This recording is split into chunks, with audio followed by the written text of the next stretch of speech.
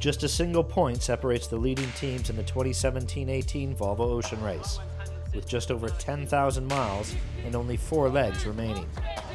Having enjoyed a strong points advantage since leg 2, Spain's Map Frey relinquished the overall lead to China's Dongfeng race team after damaging their mast track and mainsail on the Southern Ocean passage from Auckland to Brazil.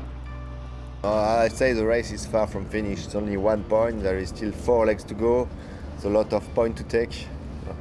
And the boat, the crew is exhausted, so mistake can happen, and have one mistake and it's over for you. So now we have to find why we don't manage to win 1 leg, and I hope it will be the next one. It is restarting again, and we should be happy where we are. I think in the very beginning of the race we always wanted to be in here in Itajaí with all the options to win the race, because we know we have done the hardest part, and now it's just going back to pure racing and boat to boat basically. Next leg is very important for us. As I say, I think we're ready, boat's ready, so we'll go out there and try to do it much better than them.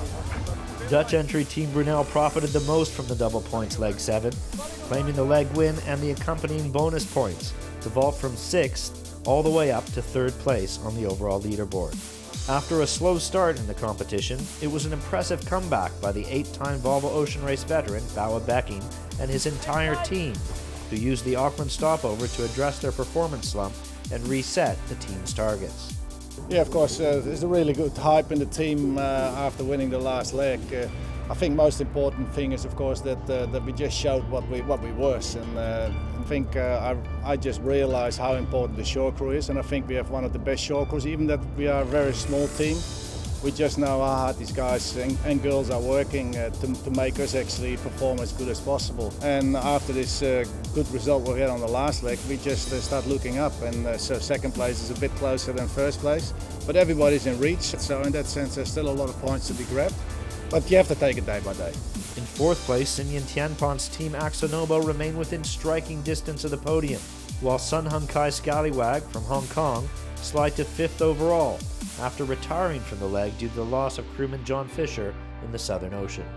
It'll be the first time I've gone to sea without him in 12 years. So, like you say, the support we've had from, within the Volvo family has been amazing. I think, it takes a special people to do this race, whether you're the skipper or you're the crew, and I think the character of the people in this race has been amplified by the way we've been supported by other competitors in the last week. The best thing we can do in John's memory is get on the job, get on with it on Sunday. If he'd watched me, if he was standing behind me right now, he'd be telling me to harden up. Don't be soft and get on with it, and that's what we're going to do on Sunday. Sun Hung Kai Scallywag scrambled to make the Itajaí restart, as did Vestas 11th Hour Racing, who had suffered a dismasting soon after rounding Cape Horn, forcing them to retire and head to Itajaí under jury rig.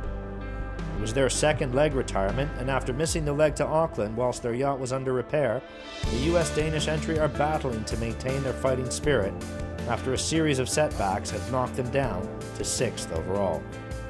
Yeah, it's funny, a lot of people have asked, kind of how our goals have changed. In a lot of ways they haven't, just because of how we look at the process. For us it's not really about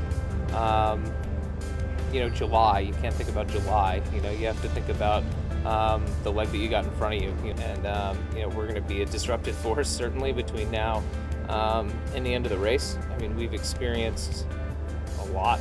You couldn't write it if you tried. But having said that, it's not over. And only we control how this crazy story ends. And we want to be remembered as the team that triumphed in the face of adversity. And not the team that folded. So we're all pretty motivated. D. Kafari's Turn the Tide on Plastic remains in 7th, but they've narrowed the gap after posting their best finish to date on the hardest leg of the race. It's unbelievable how quickly such a big event is coming to a close, and we've counted up there's only about 36 days offshore sailing left. So it really is about leaving nothing in the tank and giving everything that you've got. We want podiums on the rest of the legs, and it's a big ask, but we know we can do it and we're capable of it, so we just need to clinch that final position as we cross the finish line. Back in the Atlantic, the race heads next to North America, 5,700 miles from Itajaí, Brazil, to the U.S. sailing mecca, Newport, Rhode Island. and then it's onwards to Europe for an end-of-June finish in The Hague. So now we are focusing on the next one. We won last time, but we were in a different situation. And between a winner and second place, sometimes it's just your mind and you manage the pressure. So we have to work on that and sail normally and forget the pressure, which is quite difficult. Sun Hung Kai Scallywag had just 3 days to get their yacht ready for the restart. Returning to the water with a day to spare, the sailing team reformed to continue competing in honor of lost crew member John Fisher.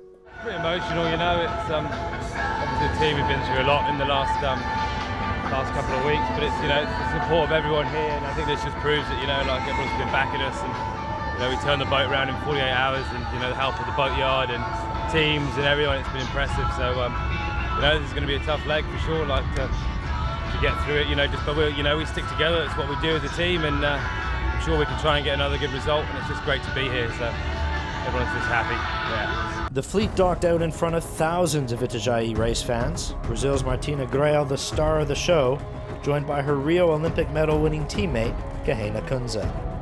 Mapfre dominated the start, leading the way around the harbor course in front of a large local spectator fleet before the teams headed offshore, bidding Itajaí farewell. The start was pretty good for us. We did a good start and we managed to win the fleet from the whole chassis and triangle. And we're happy. Now comes the tricky part, which is the leg. So hopefully we keep in the first place.